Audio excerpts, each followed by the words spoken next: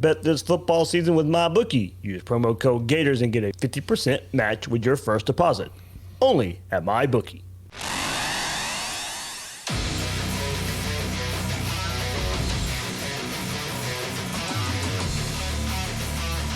Gators Breakdown, because there's never a dull moment in Gator Nation.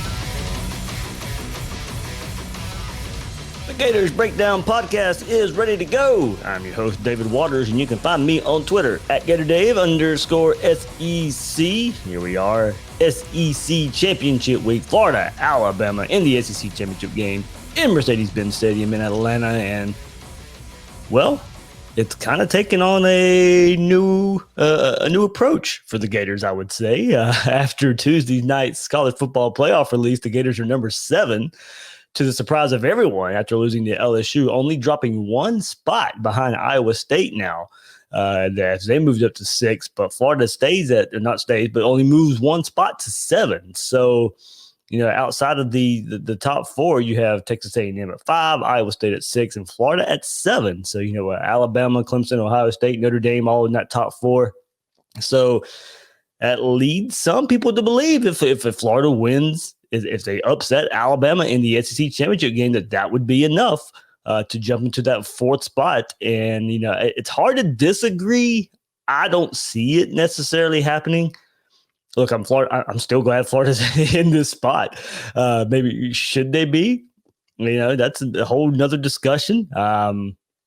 But it's there. I mean, you go beat Alabama and you're already at number 7. You take your chances. That may be enough. It would be hard to keep out the SEC champion. Even with 2 losses, I get it. It would be hard to keep out. I myself still find it tough to put Florida above Texas A&M. They beat you head-to-head. I'm a big proponent of head-to-head and what happens head-to-head. Texas A&M's only loss is, yes, it's a blowout loss to Alabama, but it's still their only loss. They don't have a bad loss like Florida does against LSU last week. So I get it from both perspectives. Look, I'd be ticked off if I was Texas A&M. If Florida was in that spot and I beat a team head-to-head and they jump me, it'd be a hard pill to swallow. But I also get that it's hard to keep an SEC champion out. That win versus Alabama would all but erase what happened versus LSU last week. And look, let's also look at it. Fluke game, a bit, of course. Everything that happened. The first half turnovers, but that's on Florida. You turned the ball over. You kept LSU in it, and of course the shoe thing at the end with Marco Wilson and leading to an LSU field goal. I mean, yeah, you could say that's a fluke as well. And the teams played again. Of course, everybody's picking Florida to beat LSU. So, there's arguments to be made both sides. But what it has done with Florida being at number 7 is make this SEC championship game still a big game for Florida. Look, it's going to be a big game regardless. You still want to go out there and beat Alabama. You still want to go out there and beat the number 1 team in the country. It'd be a lot to say for progress to say you won an SEC championship. But now you win an SEC championship and you're at number 7 in the college football playoff rankings. You could sell a whole lot of people of being one of the final 4 teams there with a win over Alabama. So there you go. Would it take some other help? Would it take Notre Dame beating Clemson and giving Clemson their second loss and getting them out of the way? Would it take Tennessee upsetting Texas A&M to get Texas A&M out of their way? Does Iowa State need to lose to Oklahoma? So there's a lot of things there that still may need to happen to go along with it. But there is a possibility of just upsetting Alabama alone would be enough to get Florida in the college football playoff. So here we go. That makes the stakes a little higher than we thought just a couple of days ago. As we were looking at this game Sunday and Monday, going back to the LSU game and how much it probably dashed Florida's college football playoff hopes. Not so fast. So here we go. We'll get a really, really good Alabama preview with my good friend Kevin Hagan. He's on the Bill King Show every week. I'm on the Bill King Show every week up in Nashville there. So Kevin's there. That's where I kind of got to listen to him talk about Alabama for years. And he's got some inside access to that program. So I was definitely getting Kevin on here to give us a look at Alabama. You can also catch him on the Southern Gentleman Sports Show in the Destin and Pensacola area out there in the Panhandle of Florida there. So Kevin makes his rounds on the radio airwaves. So really, really good insight there for the Alabama Crimson Tide. And before we get to him, of course, remember, you can find Gators Breakdown at news4jax.com/Gators Breakdown. You can find all the Gators Breakdown episodes there, as well as News4Jax coverage of the Gators, Please share, rate, and review this show on YouTube. Hit that like button, hit that subscribe button. It really helps us out here on Gators Breakdown. Or if you just want the audio version, check us out on your favorite podcast platform. Follow Gators Breakdown on social media. We're on Twitter and Facebook at Gators Breakdown. I'm now proud to be joined by Kevin Hagan. You can find him every week on the Bill King Show and the Southern Gentleman Sports Show out in the Destin and Pensacola area. Kevin, Florida, Alabama in the SEC Championship game, when this announcement was made, or when we kind of just knew behind the scenes that it was going to be Florida at Alabama, I knew there was only one place I was going for some Alabama information. Well, thank you. That's an honor. I think very highly of the work you do for covering the Florida Gator, and it's truly an honor to be asked to be on your podcast. Thanks, Kevin. So let our listeners know, let them know where they could find you. If they listen to the Bill King Show, I'm on there every week as well, the Southern Gentleman Sports Show out there in the Panhandle of Florida. But let our listeners know your connection to the Alabama Crimson Tide. Sure. I have kind of a unique connection to the Alabama program. I am not an official member of the media, so I don't get paid for what I do. But for about the last 20 years, I've been able to kind of have a unique insider access to the program, which has allowed me to get to know the players and the coaches and see the program behind the scenes on a level that a lot of people just don't get a chance to. Unfortunately, this year, because of all the COVID protocols, I have not been able to be to Tuscaloosa and have not been able to be to the games in the capacity that I normally do. So that's been a little bit of a different swing for this year, which is unfortunate for the great season that we've had. But yeah, I've just been blessed to have we'll call it a unique access to the program. And a little bit of knowledge as well of Nick Saban and getting to know him throughout the years. You were telling me a really good story of Saban and the Florida head coach Dan Mullen, and there's a pretty respectful mutual relationship between those two coaches. Absolutely, Dave. I can speak firsthand on more than one occasion when I've been with Coach Saban and he's taken a call from Dan Mullen, whether he's been at Mississippi State or Florida, and a very, very friendly conversation, and Coach thinks very highly of Dan Mullen and has a tremendous amount of respect for him. So tremendous respect from Coach Saban for Dan Mullen and his ability as a head coach. Kevin, let's see, the magnitude of this game took a hit last week in the unexpected upset of LSU over Florida. But Florida only dropped one spot in the college football playoff rankings to 7th, still keeping this game huge for the Gators. Look, it's going to be huge anyway. You're going against the number one team in the country. It's somewhat of a rivalry because of all the matchups in the SEC championship games throughout the years. But, now Florida was expected to drop a little bit further than 7th in the college football playoff rankings. Them being at 7 keeps this game, in the forefront of playoff mode for Florida. If they somehow upset Alabama more than likely in the college football playoff anyway. But this matchup holds a little more weight than we thought a couple of days ago because Florida hardly dropped in the polls.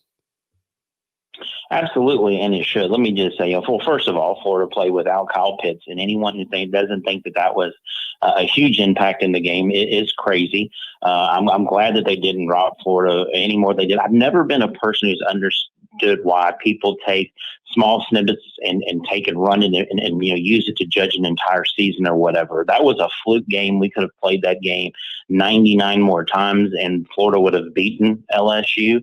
And we all know the unfortunate incident with Marco Wilson, the brain flip or whatever. You shouldn't punish a team in their season, in my opinion, for an incident like that. Yeah, Alabama and Florida meeting for the 10th time in the SEC championship game, and I can tell you, Dave, from the Alabama perspective, the loss Saturday night to the LSU Tigers, in the dramatic fashion it was, made no impact, no change on the view of the way Alabama views Florida. Alabama realizes that they are clearly in for their toughest test of the season. The coaches know that. The players know that. I can tell you firsthand that Florida has Alabama's absolute attention for this game, and Alabama realizes that, hey, this Florida team is a team that is very capable of beating Alabama. So in no way did the loss to LSU detract how Alabama views this game Saturday night. We know we're in for a war, Dave. All right, and then look, Kevin, you mentioned a little bit 10th matchup between these two teams in the SEC championship game. Man, there have been some great games between these two in this setting. The first SEC championship game, my first ever Gator game was the 96 SEC championship game in Atlanta. My first ever Gator game in person there. I grew up in Georgia. My dad doesn't necessarily really like going to games. We didn't travel to Gainesville a whole lot. But that was our first game that we got to go to. So that this game will, when these two teams match up in the SEC championship game, it always, it holds a special place in my heart because there's a lot of personal emotion to go along with my first Gator game. So then we had the 2008, 2009 SEC championships. The last two haven't been all that memorable for Florida, with Jim McElwain leading the way going into Atlanta. But there's been some great ones in this setting between these two teams. Oh, there absolutely have. Really, and quite honestly, when I think of the SEC championship game, I think of Alabama, Florida. I mean, it's the most common matchup that we've had. I'm a diehard Yankees fan. To me, the real World Series is always when the Yankees get to play the Dodgers, and to me, that's what Florida Alabama is. And you're right, we've had some great matchups. The first one in 1992 with Antonio Langham's interception of Shane Matthews, but Florida, that was an 8-4 Florida team that gave Alabama everything they wanted. And then, you said you got to go to the 96 game. Well, that was a great game to go to because Florida absolutely kicked our butt in 96, winning by 15, but it was really much, a much greater deficit than that. And then you had the bizarre year. I call it the Twilight Zone year, where in 1999, where somehow, some way, Mike Dubose beat Steve Spurrier, not once, but twice. And I don't think there's an Alabama fan on the planet that thought there was any way that he was going to beat Steve Spurrier the second time that he did in 1999. And then, like you mentioned, the 2008, 2009 games are really a watershed, changing of the guard, if you will, in the SEC. Alabama, his second year under Nick Saban, had the great year in 2008, got to the SEC championship game, put up a valiant fight against the Florida Gators, but lost the game 31-20. And Florida was clearly still the better program in 2008, but it was Alabama showing that they had closed the gap with the Gators. And then in 2009, Alabama getting over the hump, beating Florida to go on to play in the BCS championship game against Texas. And then, like you said, the last two games, the 2015, 2016 games, let's be honest, not the greatest coach in Florida history. So, those I'll be real honest with you. The 2016 game wasn't a lot of fun to watch, because when I think about these two things, I think about the great matchups, and that was kind of a mismatch. Look, before the season started, I picked the Florida Gators to win the Eastern Division, and this is a sincere congratulations to all the Gator fans on doing that. Trust me, I could not thank you more for unseating the Georgia Bulldogs and Kirby Smart. And I'll be real honest with you, Dave, I don't think this is the last time that Dan Mullen wins the Eastern Division, and I think we're going to continue to see a number of Alabama Florida SEC championship games moving forward. And of course, this is a precursor. If you'll remember, if we stick with the 2021 schedule, the Alabama Crimson Tide does come to Gainesville next year for a regular season matchup. So, hey, this might be 99 next year. We may see two matchups between these teams. Gator fans would absolutely take that, Kevin. So it would be a good year if that's the case, if Florida and Alabama were playing twice next year. So let's get to this year's Alabama team just a bit. And Kevin, I got to ask you, man, what makes this offense so much more explosive than years past at Alabama? I could be wrong here, not as close as you are and looking at Alabama, but this offense seems to be better led by Steve Sarkisian and Mac Jones than what I saw with Tua recently. And I'm not saying Jones is better than Tua, but with him and these weapons on the field, it just seems maybe a little more consistent to me. Is that a fair assessment with this offense? Oh, my friend, I could not agree with you more. That is a grand slam home run assessment of the Alabama offense. First, let me say that Steve Sarkisian he's been a phenomenal offensive coordinator for Alabama. He's a great offensive coordinator, but he is an elite quarterback coach. Tua, beloved by many Alabama fans, but Tua being Hawaiian, there was a certain laid backness to Tua's personality that at times showed up on the field. And I'm not saying he was a warrior, but he was laid back. Mac Jones, a completely different story. And it is one of the greatest stories in the Nick Saban era at Alabama. If you'd have told me this time last year that Mac Jones would still be the starting quarterback at Alabama at the end of the season, I would have probably said, okay, maybe.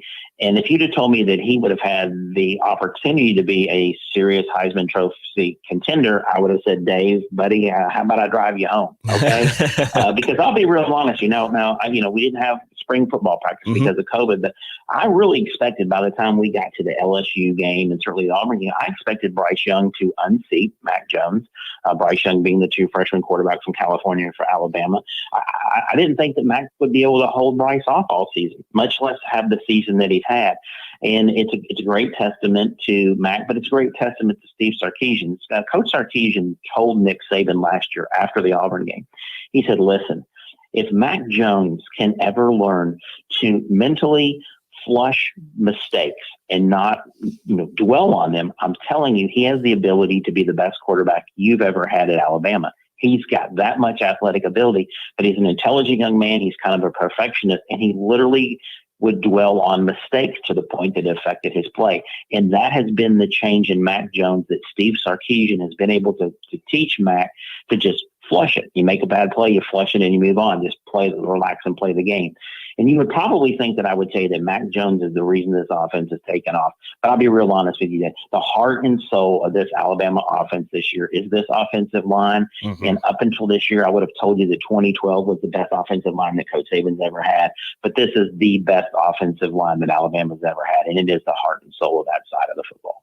Yeah, Florida's strength on defense is, getting to the pass rusher or getting to the quarterback with that pass rush, and maybe not as consistent as it has been in years past, and it has failed to show up in big games in years past too. But if Florida's going to win this game, they're going to have to find a way to get past that Alabama offensive line, and I think that's where the trouble comes in for the Florida defense to begin with. I think Florida's going to have to play strong up front to even have a chance in this game, and that's a big task there with that Alabama offensive line. And look, I'll even go kind of extend the conversation with Mac Jones. I agree. I'm here in Jacksonville, so I got to see him play a good bit here at Bowles in Jacksonville, and I didn't expect this. I didn't expect what we're seeing out there, and that wasn't a knock on him necessarily. It's just kind of the way things go, and I'm a big recruit Nick, and trying to kind of seeing you don't see the transformation from how he played in high school to what he's doing now and going to go win a Heisman Trophy at Alabama. You don't see it too often, and like you said, there's a guy behind him that you just figured because of recruiting and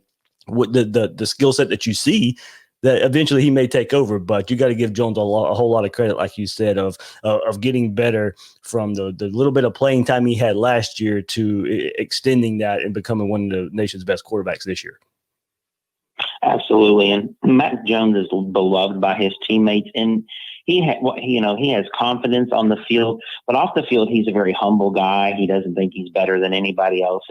And let's just say that's kind of been a little bit of a change at that position in the locker room with our team, and something that his team have allowed him to truly be embraced by his teammates. And it's ironic. Probably the two greatest Nick Saban stories have been this year. The other, of course, being Najee Harris. While Mac Jones, it was a process of learning to not be the perfectionist and get past mistakes. For Najee Harris, it was off the field maturity. Growing up, I'll be honest with you, the first 2 years, Mac, that Najee was in the program, I think he quit the team like 3 out of 5 days a week at practice, would throw his helmet and run on, I'm done. And there were just a lot of things. He came from a really rough neighborhood, really poor background in Antioch, California. And Coach Saban, to his credit, stuck with Najee. And for Najee, it's been off the field maturity, which has allowed him to have the season he's had. If you'd have told me 2 years ago, Dave, that he would be within striking distance of leaving Alabama, he's definitely going to have more career touchdowns. So if you'd have told me he was in striking distance of Derrick Henry's record of all-time leading rusher at Alabama, I would have laughed in your face. But that's exactly where we are. Najee Harris will probably leave Alabama as all-time leading rusher. I've never seen that 2 years ago. Tremendous change in his attitude and maturity level. And the thing about that, Kevin, is it's not like he's playing in a run-heavy Alabama offense like Derrick Henry did. No. This is a different style of offense, and because of his versatility, he's in that conversation. Absolutely. And, Coach Saban's had a watershed statement about a third of the way through the season this year when he acknowledged that because of the rule changes and the way the game of college football has changed, that it's all about offense now. Coach Saban has always been a rock-solid defensive guy. I'm a defensive guy. You asked me to talk about my team. I always talk about defense first. Defense has always been my favorite side of the ball. And that was a watershed statement by Coach Saban. And like you said, Alabama has become it's a balanced offense, but it's more pass-heavy offense. And we've had so many elite wide receivers. Some people have kind of whispered, is Alabama becoming wide receiver you? Dave, when we were growing up, would you ever dream that people would be talking about Alabama as wide receiver you? I mean, that's insane. Yeah, and even just like I said a few years ago, you had Julio and starting probably starting right around that area, getting Julio and having him go off to the NFL and do some good things, but still the offense was still based on more of a run concept, and now we've seen the transformation, and Alabama can certainly claim that with all the numbers there. And let's continue that conversation. Waddle goes down or earlier in the year, but Devontae Smith kind of just picks it up and keeps going. Has anything changed at the wide receiver position since Waddle went down and Smith's kind of leading the charge there along with a lot of other weapons? Not really, and we all hated to see Jalen Waddle go down, not because he was probably the fastest player in college football. Just he is the true, nothing against Mac Jones. Waddle is the true team leader on the offensive side of the ball. Tremendously classy young man off the field. He's always been the emotional leader on the offense this year. We kind of expected Slade Bolden in number 18, and you'll see Slade Bolden on Saturday night, but to step into Waddle's role. But what actually has happened, and it's great for Alabama, has been the emergence at the tight end. Well, we called Jaleel Billingsley a tight end. He'll wear number 19 Saturday night. He's a redshirt freshman out of Illinois. They've not been able to put mass on his body, so he really has more of a wide receiver body. But Jaleel Billingsley's kind of stepped up and taken that role vacated by Waddle.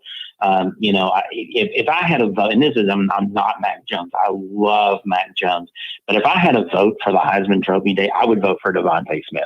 Devontae Smith is going to leave Alabama with all the wide receiver records of Alabama. He's going to be the most prolific wide receiver in Alabama history. And I agree. Sometimes if you have the records, you're not necessarily the best player in that position. I think Devontae Smith's the best wide receiver to ever play at Alabama. And then you're also going to see John Mechie, number 8, the sophomore. He continues to emerge. He kind of has one drop a game, but then he'll turn around and make a really elite play, which that's kind of what Julio Jones did. And I'm not making a direct comparison there, mm-hmm. But no, it's ironic. Losing Waddle, this team has not really missed a beat at all in the passing game. All right, Kevin, let's move to the other side of the ball, talk a little bit of defense. And look, this is a defense, much like Florida, started the season not up to expectations. The difference has been you've seen Alabama's defense get better as the season goes on, and necessarily Florida's defense hasn't. So what do you contribute to the turnaround for the Alabama defense? Well, you were very kind in your assessment of Alabama's defense early in the year. It was horrible. I mean, let's be honest. It was horrible. They really struggled. And let's be honest, Missouri's a physical team. That was a tough start on the road. Everybody in America saw the debacle in Oxford with Ole Miss, and Lane Kiffin lit Alabama's defense up like a Christmas tree. And part of it was Lane's, knowledge of what Saban likes to do. But the fact was that we just were not very, very good. And Pete, let's be honest, Pete Golding has never been very popular with Alabama fans. This defense has improved steadily since the Ole Miss game. They kind of came into their own at halftime of the Georgia game, and since then they've been playing much more like you would expect an Alabama defense to play. I'll be real honest with you. I was taking a wait-and-see attitude for several weeks because, granted, they were improving drastically. We were playing teams that, quite honestly, were not very good. Mississippi State, mm-hmm. Kentucky. So I was wondering, is it a product of poor competition, or are we really getting better? But it does look like, in fact, that this defense is getting better. Pete Golding has simplified some things. That had been an argument for a long time about Coach Saban, with this group needing to simplify things. The secondary, we thought going in the secondary would eventually be a strong point based on athleticism. We have 4 out of 5 new players. The secondary has gotten better. The defensive line has finally decided to show up. They finally decided to begin to get pressure on the football. It's kind of a hit or miss, the linebacker position. Dylan Moses, who came back after the knee injury, so many Alabama fans were expecting him to be the bell cow of this defense, and he has had an absolutely horrible season. He physically has recovered from his knee injury. Oftentimes it's the mental recovery, trusting the knee, and he's playing tentative. He's playing to not get hurt, and he has been a major disappointment all year. Christian Harris, the will linebacker on the other side, at will, though, unfortunately, has had a phenomenal season, but unfortunately he went down in the first play of the Arkansas game last Saturday with a shoulder injury, and he is listed as very, very questionable. I'll be honest with you, I'll be very surprised if we see Christian Harris Saturday night. So yeah, this Alabama defense is heading in the right direction. It's improving, but this is not the 2016 Alabama defense or the 2011 Alabama defense that was, the Great Wall of Tuscaloosa. Yeah, Kevin, and you brought up something where I was going to go next with that. It is hard to get a gauge. Yeah, they have improved, but how much? because look, there aren't many passing offenses in the SEC, and the two best are going to go at it Saturday night. So what kind of success can you see the Florida offense having versus this Crimson Tide defense? Oh, they're going to have success. And it's really funny because when my listeners and my Alabama friends keep asking us how good is our defense, and I've said, well, ask me at midnight, ask me midnight on December the 19th after we play Florida, and I'll be able to let you know. Let's be honest, Florida's going to move the ball. Florida's going to score points. Kyle Trask is an elite quarterback. Kyle Pitts and Devontae Smith are the two most exciting wideouts in college football. Can you imagine if you had both of them on the same team? Wouldn't that be crazy? Oh, man. Florida's going to score over 30 points. They're going to move the ball against Alabama. They're going to have success against Alabama. I've said for a month on the Bill King Show and Southern Gentlemen's, I've described this game as a Formula One car race, and I think that's exactly what it's going to be. I think it's going to come down to turnovers, and neither one of these defenses are going to shut down the other defense.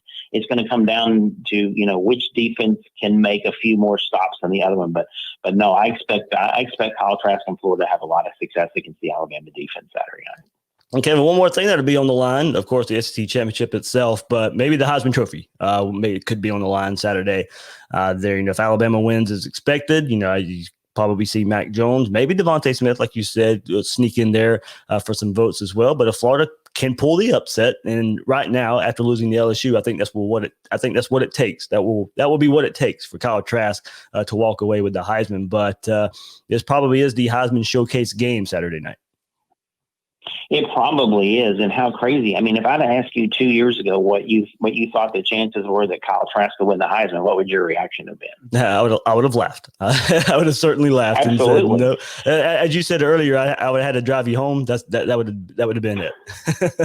And that's kind of neat. I mean, it's neat that these two young men that have come so far in their careers for elite programs. Let's be honest. I mean, Alabama and Florida, those are two of the most marquee programs in college football in the Southeastern Conference. It's kudos to both of those young men to be able to be on the big stage. I don't care what anybody says.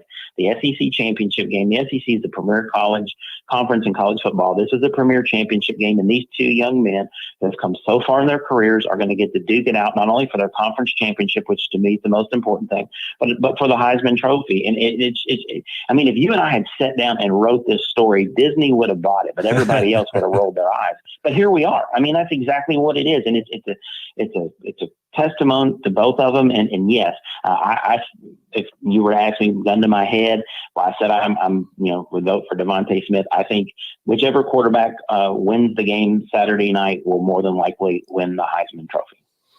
All right, Kevin, man, thank you so much for bringing all your Alabama knowledge here. Great preview for Saturday night's game, for Saturday night's SEC championship game.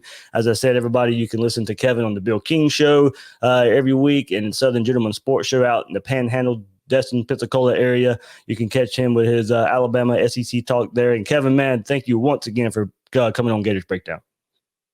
Oh, no problem. It was an honor, my friend. And as I said, I'm a tremendous admirer of your work, and Florida fans are so blessed to have someone of your talent and abilities to cover their team. And once again, sincere congratulations to the Florida Gators winning the Eastern Division. It's going to be a great, great game Saturday night. These are two of the very, very best teams in all of college football.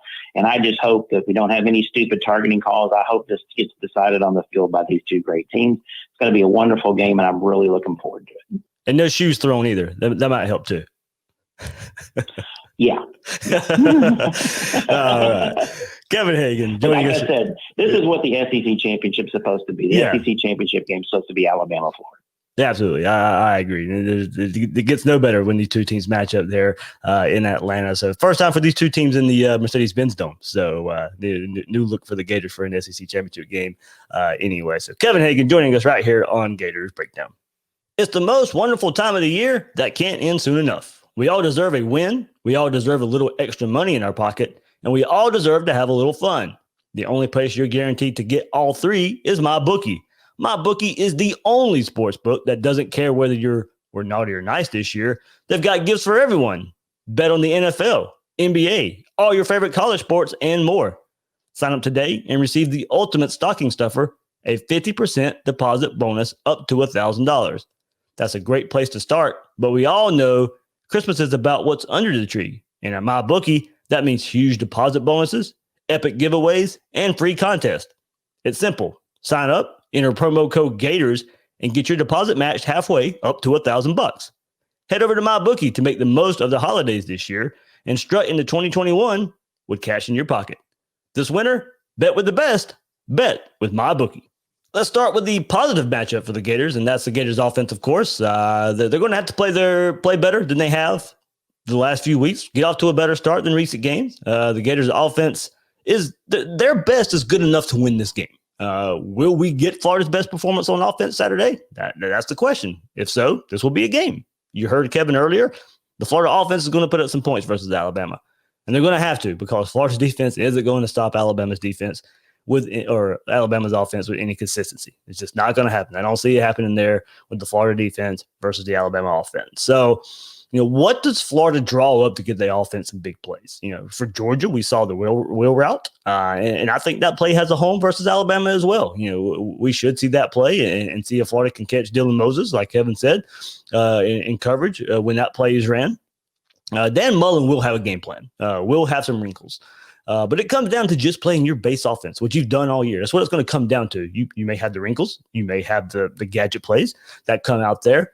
But, you're going to have to play your base game, how we've seen you pass the ball all season long. Bama's going to have to, they're going to come out, play some dime defense, a lot of 6 DB sets there to defend Florida. For a lot of what Florida has seen in the last few games. Florida isn't going to magically be able to just run the ball on Bama. But like recent games, Bama will dare Florida to prove that they can run. I look for creativity in the run game to try and get some runs to the edge. Tony, Copeland, Davis, Wright there. Pierce still be used more in between the tackles. He probably can pop him outside a bit too. But I think if you're going to hit your big plays on the outside, you're going to have to get creative with Tony, Copeland, Davis, Wright, guys that have shown that you have a little bit more speed there than Pierce. And it's not to say Pierce can't break one, but I think if you're going to see some big plays, it may be for one of those other guys.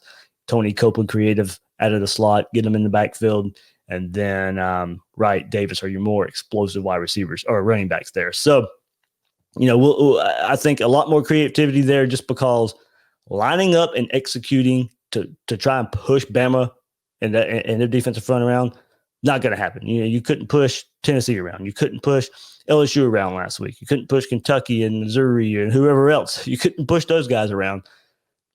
You're going against probably one of the better fronts you're going to play all year. And, unless you just do something totally surprising, you don't see that happening. But as I said, Florida has to play their game, and that is Kyle Trask and these weapons around him. And that falls on the offensive line to give him the necessary protection to hit the big throws. Give him time. Give him time to look downfield, and he can pick apart this defense for some big plays. And he needs protection early on to get into a rhythm that he's going to need to be in all game to attack. He's going to need to be in rhythm, and you're going to need to be in rhythm early and often because you're going to have to put up points from the get-go. No slow starts. And a lot of the slow starts have been due to the slow starts on the offensive line. Not all on the offensive line, but most of it on the offensive line are a reason for these slow starts in the passing game a little bit. So give him protection early, give Trash protection early, let him get the ball to the weapons, and you take your chances there. You take your chances there. That is the path to a Gator victory is to get that passing game going early and often. And look, this is an Alabama defense that has improved going against a lot of the same opponents as Florida. Alabama defense has come into their own over the last 6.5 games. You heard Kevin say, since halftime of a 41-21 win over Georgia back on October 17th, Alabama has only allowed 53 points. None in the second half to Georgia, and then full games from here on out. 17 at Tennessee, 0 versus Mississippi State, 3 versus Kentucky, 13 versus Auburn, 17 at LSU, 3 at Arkansas last week, 8.2 points per game since October 17th. They have improved. Crimson Tide has allowed an average of just 66.2 yards per quarter. In that same time frame, that's 264.8 yards per game. Only given up 264.8 yards per game since mid-October. Impressive stretch. Helped propel Alabama for the SEC's top spot for scoring defense at 16.8 points per game. Only giving up about 17 points a game. But, here's where I worry for Florida's offense. And as I said, kind of going to where Florida needs to be able to put up some points early and where Mullen has to be able to probably scheme for the deficiency at offensive line. Sacks for Alabama are piling up. Alabama's defense has combined for 13 sacks in the last 2 games. Season high 8 most recently at Arkansas last week. Week before that, the Tigers against LSU, Alabama recorded a season best then 5 sacks in a 55-17 win over LSU. So 8 versus Arkansas last week, 5 2 weeks ago versus LSU. Entering those games, they had just totaled 14 sacks on the season across 8 games. So 11 in the last 2 games for this Alabama defense, 11 sacks. And that's the path to beating Florida, is to get to Kyle Trask, get to him early. Saw it last week versus LSU. Bama's picked up on some of those things that they probably are going to try again that we saw from LSU last week. And there you go. It starts up front. You can say that for every game, of course. I know you can, but in particular this one, if you want to get off to a fast start, I think this game is going to play out to where you're going to have to put up a lot of points. That means you're going to have to put up a whole lot of points early, I think. I don't see getting down 14-0 like you did versus Georgia in a big storm back because their offense is going to slow because their offense slowed down. Alabama's offense isn't going to slow down. So from the get-go, put up some points. The message is the same for the other side of the ball for the Gators, I think. And we just talked about Alabama's getting to the quarterback there. And that's on the Gators' defensive front. Get sacks, stop the run with minimal blitzing if possible. I think that's what it's going to take. You're not going to be able to blitz. You blitz, and then Alabama's going to eat you alive with big plays. Florida's best path is to not have to blitz, play coverage, play to try and let big play not happen. But I think that's what's going to have to happen. Your front's going to have to play well enough without blitzing. And look, Florida's blitzes are predictable and mind-boggling. Blitzing from 15, 17, 18 yards back. Don't get it. And it's been predictable. You can see where the blitz is always coming from. The offenses on the other side have just kind of, laid back, and Florida gives away their blitz pretty early and know where it's coming from. So the blitz packages and look, that was a reputation for Todd Grantham too, is a confusing, not knowing where the blitz is coming from defense. And even that has not been the case this year. You keep piling up of excuses for why this defense isn't good. And there's another one that you just kind of mind-boggling in and of itself of what happened to the confusion. Offensive has certainly caught on to what Todd Grantham is doing. That's the most logical explanation. He's been doing the same thing year after year after year after year. And the only way that's going to work if you keep doing the same thing year after year, you're just going to have pure athletes to go out there and make it work and just dominate the offense. Florida doesn't have those athletes on defense. So I think, that's where the adjustments should come in. We're not seeing it. And, these non-confusing blitzes, that is part of it now. It's just that the offensive has figured it out. And that's why I think we've seen it so ugly here. So, look, ideal way getting stops is for Florida front to get pressure without blitzing. And that's where the problem lies for me. This is by far the best offensive line Florida has played all season. This Alabama wall. And history shows in the Grantham here at Florida, sacks do not show up against the better teams in the bigger games. They just don't. Go look at the last few games versus Georgia when they had a better offensive line and they had a better team. You did not get to Jake Fromm. You didn't get to Joe Burrow last year. In these big games, while Florida has piled up sacks along the season, they don't show up when they really need to. If that doesn't happen, then Mac Jones is just going to sit back there, hit deep pass after deep pass with great production, with great protection. So here we go. Mix up some coverages. Get to the quarterback when you can. Take your chances at stopping the run. This game is so much on the front, so much on the defensive 3, 4. And I'm not saying you don't blitz at all. Pick your spots, but you can't live off of it. If you're going to have to live off the blitz, you can forget about it. And that's going to be a challenge versus this great Alabama offensive line. And been going back and forth with how I think this game could play out and what benefits Florida the most. I can see, and the game I keep going back to is last year's LSU game. They march up and down the field, but for Florida on offense, even passing, they controlled the clock. Long drives with the passing game.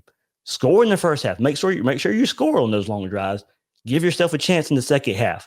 Florida couldn't keep up with those long, sustained drives in the second half, only scoring a touchdown, I believe, in the second half of that LSU game last year. Couldn't keep up in the shootout. But I see this game playing out that way. So this offense is going to have to sustain drives in the second half. Those long, sustained drives, if you're going to keep Alabama's offense on the sideline, you're not going to be able to run the ball with any consistency, I don't think. So you're going to have to sustain it in the passing game. And that lends itself to more mistakes as well. If you're going to have to pass the ball to march down the field, then because Alabama's, I think, going to play safe pretty much too and keep the big play from happening from Florida. Having Kyle Pitts back is really going to help there. Hopefully free up some Tony for some big plays. But, I also think it's going to be beneficial to have those long sustained drives with the passing game. That's the only way you're going to be able to do it. You're not going to be able to run it. Have some long sustained drives in the passing game. And then you take your chances. Keep that Alabama offense on the sideline any way possible. But I can see it playing out that way. So do what you can to limit Alabama's possessions. But in the situation of a shootout, here we go. One of the big headlines of this game is going to be on both Heisman-worthy quarterbacks. The stats are crazy for Kyle Trask and Mac Jones. Kyle Trask leads the country in passing touchdowns with 40. Mac Jones is fifth with 27. Mac Jones leads the country in passer rating, 203.9. To Kyle Trask is sixth at 187.87. And look, these guys are in the SEC record books too, heading into this game. Mac Jones is currently first all-time with a completion percentage of 76.4%. And Trask is fifth all-time in the SEC with 70.2. So both of these quarterbacks, are putting up unbelievable conference history numbers right now. Another kind of just going here. Trask is second in the country right now with 371.1 yards passing per game. Jones is third with 345.9. So look, those are just some of the numbers I picked out that I thought were kind of important going into this game and just kind of comparing these two. It's a great chance we see some fireworks from these two going back and forth all night. And if that happens, this is going to be an SEC championship game to remember, because if Kyle Trask is dealing and this Florida offense is playing its A game in that situation, then they're going to put up a whole lot of points. They're going to give Bama a fight. And that's going to lend itself to a great game, I think. A great game. Florida's going to have to, be able to put their A game on offense for that to happen. And look, I think that's what will happen. I do think Florida will come ready to play. And that was before the news of being ranked seventh in the college football playoff. You're going to be playing for some pride after being embarrassed last week. And you're going to be playing for some pride because you get a chance to go play for an SEC championship. And just because you're playing in this game, but this defense will keep Florida from doing anything special. I hate being so negative about it. I don't think I've ever felt this negative towards a side of a Florida football. Even going back to the offense under McElwain and Nussmeier, I probably could talk myself into something happening back then. It's kind of racking the brain here with that. But I could talk myself into saying, okay, well, maybe the defense can score and get some points to do that, or you had Antonio Callaway returning punts, or for some scores or like that. Okay, maybe you get two scores on offense, and you get a special teams touchdown, and the defense comes up with a fumble recovery or anything like that. I could talk myself into some wins when one side of the ball is that bad. I can't do it with this Florida defense being this bad. I can't. It's just. It keeps them from doing anything special. And I hate feeling that way. And no special switch is going to be flipped all of a sudden to play good enough to get it done against the nation's best team. I wish I could talk myself into a Gator win, but I just don't see it.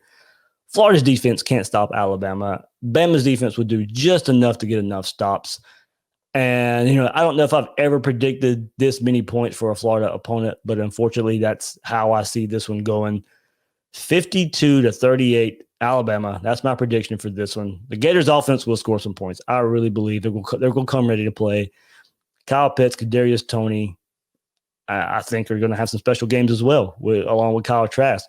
I think we do see a creative big run along the way, or some creativeness from Dan Mullen and Brian Johnson to keep Florida in the game. But this defense, I just don't think can get the job done. Bama will continue to hit their big plays with inconsistent pressure from the Florida defense. DB's just not making plays, pretty much like we've seen all season. I mean, they've been confused all year. You really go figure it out versus a Steve Sarkisian Alabama offense with those weapons. I just don't see it. I really don't. So I don't believe this defense can make much at all happen. And, it should never get to that point, but here we are. So now, this Gators offense gives them a chance. I really believe it. If they can go out there, play their best game, play their A game like we've seen at times this year, and put some pressure on Bama, and not as the sense as in quarterback pressure or whatever. Put some mental pressure on them. You make this game closer, put some pressure on Alabama like they pretty much only had one time this year versus Ole Miss.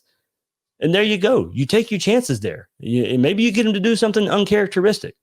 Keep the score close and see what happens. But, I still think the mental fortitude of that team probably pulls out in the end. And that, 52-38, that's not a blowout. I think, like I said, I think Florida's in it. But overall, Alabama will win the shootout and go on to the college football playoff there. So, wish I could talk myself into it. Wish I could really, really talk myself into it, but that's just how I'm down, how far down I am on this Florida defense. But hopefully they surprise. Hopefully they prove me wrong. I want nothing more than to be wrong. Give that committee something to think about. Put Florida into the playoff, and you take your chances from there as well. But you got to go win that game Saturday. I think Florida can put themselves in position to. But no, I don't see it in the end. Don't see it in the end. So there we go. Really good preview. SEC championship. Sorry for all the negativity. It's just kind of, I'll call it realistic for now. That's just how I see it happening. And I want to be wrong. I want to see Florida go out there, beat Alabama, go have some fun in Atlanta, and kind of maybe change the tide a little bit with a victory in Atlanta. So that'll do it for this episode of Gators Breakdown. Once again, thanks to Kevin Hagan for hopping on and giving us that great Alabama preview. And, we're just, as we really look forward to this game and try to figure out everything we can about this Alabama Crimson Tide. I'm your host of Gators Breakdown, David Waters. You can find me on Twitter at GatorDave_SEC. Guys and girls out there, thanks for listening to this episode of Gators Breakdown.